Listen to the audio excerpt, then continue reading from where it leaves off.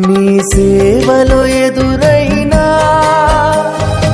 ఎన్నో సమస్యలలో నా బలమును చూచుకుని నిరాశ చెందితిని.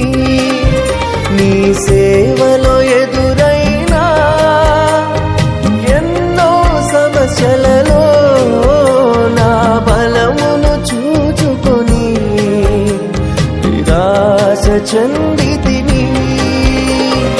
భారమైన ఈ సేవను ఇక చేయలేనని అనుకొనగా, భారమైన ఈ సేవను ఇక చేయలేనని అనుకొనగా, ప్రధాన యాజకుడా యేసు నీ అనుభవాలతో బలపరచుతివి.